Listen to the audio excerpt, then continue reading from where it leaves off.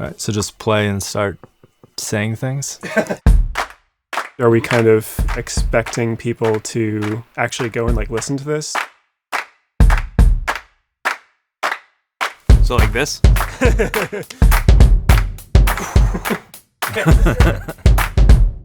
My name is Matt Hine, and I'm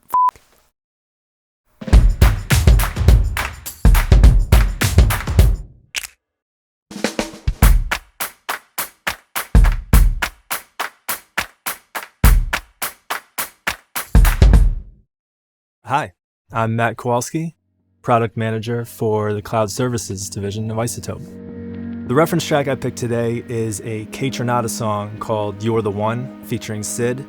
And I picked this for times when I'm working on a track that is meant to be played out by a DJ at a club or a dance party, but it's also interesting enough in headphones that you'll want to listen to it on the train or while you're working as well. There's some really cool things going on there that really help calibrate creating or mixing that type of track as well. One of the things I really love about this track, because it's meant to be played out, the low end and the rhythmic elements there are really present and kind of driving the whole track. So you can see in Tonal Balance Control that there's a really healthy low end, and the crest factor is a little bit right of center, which in some cases might mean overcompressed, but in this case, you really want that low end to be consistent and sort of knock at all times. So that's actually what I'm going for. The other really nice thing about this track is it's got really healthy sub-frequencies. Depending on where I'm listening or how I'm listening, it's important for me to calibrate my ears to those frequencies. In my home studio, I have really small monitors with no sub, and so I'm not really going to get a good representation of that. But if I'm somewhere like a nice studio like this, I want to hear how that sounds so I can calibrate what I'm doing to that low end in this track. Another thing that's really important in these type of tracks is mono compatibility. A lot of DJs will just set their DJ software to mono always. There's no telling if the club or the venue that they're DJing in is even set up for stereo. So you always want to make sure that you're very mono compatible for a track like this. You can see here that there's a lot of rhythmic and anchoring elements direct center, but there's also some interesting stuff going on to the right and left as well, especially in some of the breakdowns and in the percussion, stuff that if you're listening to on headphones, you're still going to get something a little extra. You don't want to make something just for the club. You want to make something that people can jam out to just for themselves as well. Another thing that's really important that I always look toward as a DJ, if you look at the history panel and Insight, you can see in the beginning, the integrated loudness is much lower than it is for the meat of the track. But there's still, you can see the spikes in the momentary loudness. That's where the claps and the percussion come in. This is important because if a DJ is transitioning into a song, you don't want to really peg the loudness in the intro because you're going to have something else playing along with it as well. But the claps kind of peaking out are really important to start to bring that transition out as you mix into the next song. If a song is really easy to transition into, DJs are more likely to play it, you're more likely to get plays, and that's important for a successful track. My name is Josh Kipperstock, and I am a sound designer here at iZotope. Nailed it. I chose Viridian Dream by KOAN Sound. I produce a lot of instrumental electronic music myself, and I feel the sound that KOAN Sound embody in their music is aesthetically pleasing to me. Just the contour and the tonal balance of the music they make and how they position the different elements in the mix. What I like about the song in particular as an instrumental reference, kind of the primary element is the bass sound. Mix-wise, it just does a really good job of kind of being the center focus, and it has a vocal quality to it in the sound design and the way that the melody of the bass sound moves. It doesn't really compete with any of the other elements in a way that makes it more intense than it should be. If you look in Tonal Balance Control, the balance is distributed across the spectrum really nicely, and it's a good frame of reference for a lot of different genre curves. Works really well in bass heavy, EDM as well, hip hop, pop. So I feel like it's just a good frame of reference for a lot of different genre work, even if it's not necessarily the genre that you're working in. If you look at the sound field here, there's a really good distribution of elements across the sound field while still having a very strong center between the kick and the transient percussion that goes on there. And also back in tonal balance control here, the low end kind of sits in a really nice spot between somewhere in the middle and just barely touching the edge of the more compressed crest factor, which to me is a really good point of reference for where I would want my low end to be in my own music. And as you can see, the loudness doesn't ever get too overbearing. Like, it's still competitive, negative 9.9 LUFS, but it's not ridiculous, which I think is appropriate for this style of melodic electronic music. That's really all I have to say. Hi, I'm Evan Allen. I am the sound design manager here at iZotope. We're going to be checking out one of my go-to reference tracks, which is Tove Lo's Talking Body. Huge low end, a really just sort of thick mix to it. And one of the things that I think is really unique about it is the utilization of different techniques to really take the listener through the arc of the story. Controlling stereo image, that's controlling dynamic range, and that's controlling the balance of the spectral content as well. The verse has by far the widest dynamic range. It's also the quietest. There actually isn't any sort of bass instrument occurring. If we look at it in tonal balance control 2, you'll see that there's almost no low end and all of the energy is focused around the mid-range. The benefit of that is then we're really focused to the lyrics and to the vocalist herself. Now, it starts off with very sort of wide instrumentation within the stereo image, and as soon as the vocal enters, it's entirely centered. So the focus goes from sort of this hazy space within the stereo field to all of a sudden being drawn right to the center. And when it jumps into the pre-chorus, we have this huge burst of low end from this synthesized sub sound. And we'll see the low end crest factor here is moving more towards the compressed side, and that's because it's sustained low end. But the really unique thing about it is that it's actually quite wide. Take a look at the sound field meter here in Insight 2. We have this low end out towards the sides. The reason this is really cool, though, is again, we're slowly building up stereo width as we move along, from the verse where it's focused just on the vocal right in the center, to now we're gaining some energy in the side channels, and soon we're going to hit into the chorus. That huge kick drum that pumps right down the center, that wouldn't be anywhere near as impactful as it was if that low-end sub was taking up space in the center. So we're really filling out the spectrum and also the stereo field.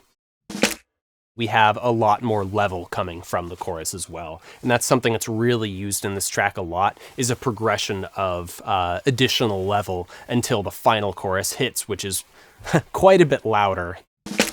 So now in the bridge section right before the chorus, notice the polar level like focusing in towards the center, and then right around here we're going to have a huge burst out towards the sides. We have a lot more energy as the vocals in the chorus are coming really from sort of every different angle.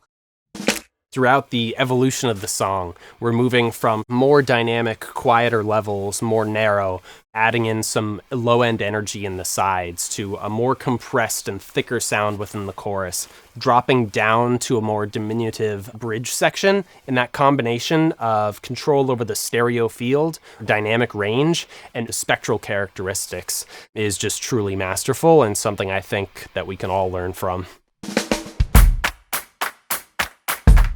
Hi, I'm Marissa. I'm a software engineer on the Suites team here at iZotope. The reference I chose is a track by Mindex called Eclipsed. It's called Eclipsed, right? I think so. I chose this track because it's very similar in genre to the music that I produce, which is, I think, the most important thing when picking a reference. This track is very bass heavy, it's electronic, and it contains a lot of melodic, percussive, and sound effects. Despite everything going on, everything still has its own space in the mix, so it's very clear, and there's a lot of room for everything to breathe. So if we look at the sound fields in Insight, he makes good use of the stereo fields, where we have percussive elements and sound effects playing on the left and the right, Yet we have that kick and the snare, which are the driving forces of the song, right in the center. So each time they hit, everything else in the mix really ducks out and makes space for that. This is a really good example of sidechain compression, which is super important in electronic mixes to get that clarity and make sure that everything cuts through to make everything breathe. It's really that pumping force. The next thing I want to point out is this breakdown section. We kind of have everything go out towards the sides, and there's not really any main focus in the track anymore because the kick is gone, the snare is gone, the bass is gone. There's no clearly defined frequencies anymore. It's just this washed out sound pool. You can see that it really contrasts the other sections by not having kick and snare. It's just a bunch of sound effects playing with the stereo fields. The last thing I like to do with my reference mixes is isolate the frequency ranges and check to make sure my mix is comparable to what they're doing. If we go in here and solo the lows, you'll notice that the only things you can hear are the kick and the sub. And this is very important in electronic music. You want to make space just for the kick and the sub to be as impactful as they can. And if you have other elements that are bleeding into this range, it's going to sound pretty muddy. Let's move on to the low mids. In here, you can really hear the meat of the bass. You can also hear some of the melodic and percussive elements. Then in the high mids, you can hear, again, some of the melodic and percussive sounds. And you can hear some of that crispy top end of the bass that's cutting through. And then over here in the highs, really all that we're hearing is the top end of the percussion. And this really adds some nice textures on top to really fill out the frequency range. When you're doing a mix and you have a lot going on, make sure that everything really finds its space. Hey, my name is Campbell. I'm a QA engineer here at iZotope. So this is a song called Drop by Cornelius off of an album called Point. I think of this as a good reference for really anyone who's looking to nail something that is going to work really well on headphones in particular. I don't see it as something that is good reference for something like dance music or things that need to be mono compatible, but I think it's really like the sort of thing that you might be shooting for if you wanted to make like a modern Beach Boys style, like chamber pop masterpiece. So just starting the track here, it opens with this kind of like watery sound effects in tonal balance control.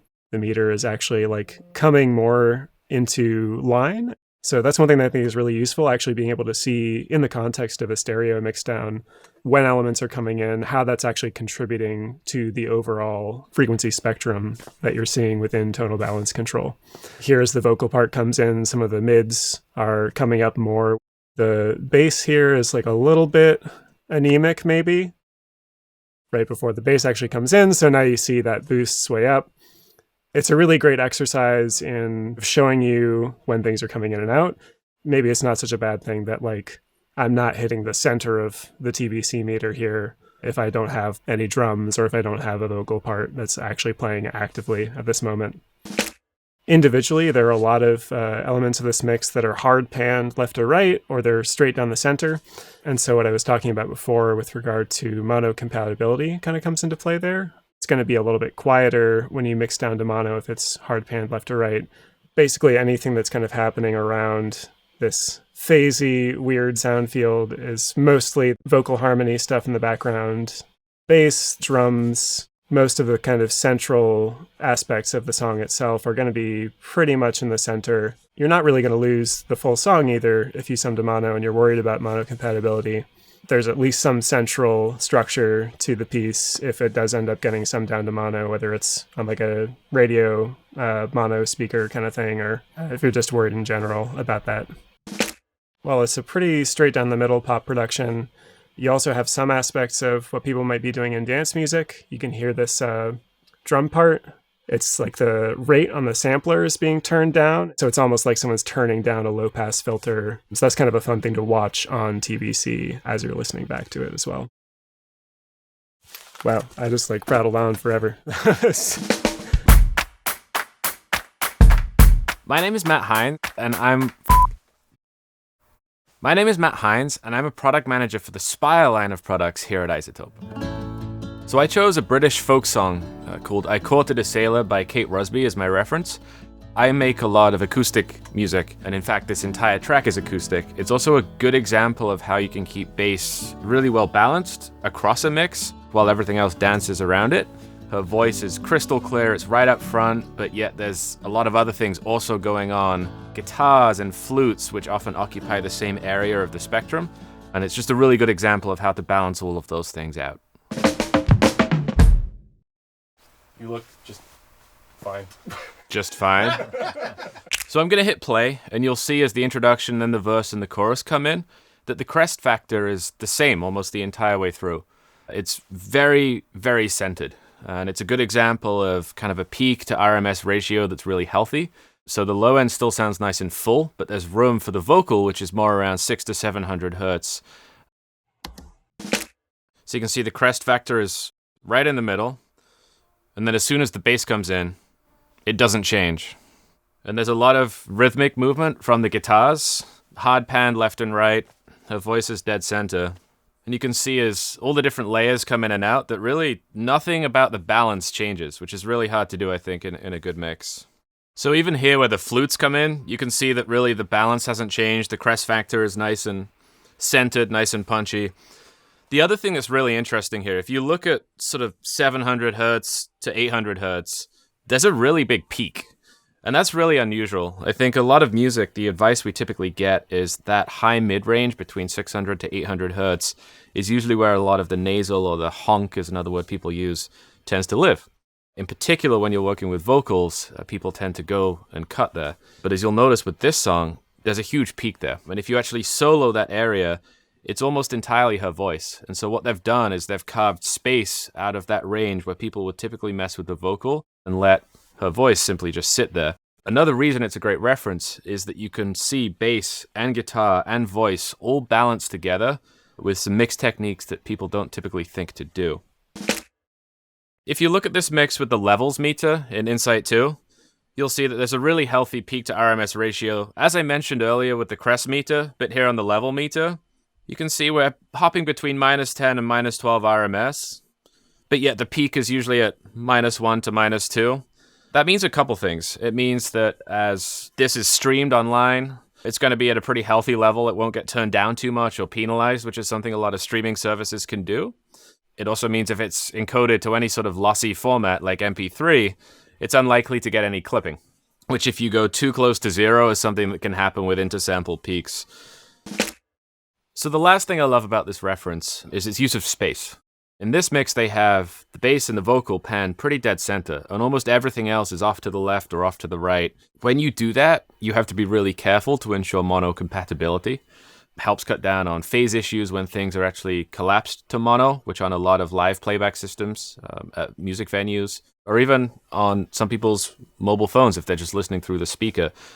So you can see here that every time the bass note hits, there's a spike right up the center of the sound field meter.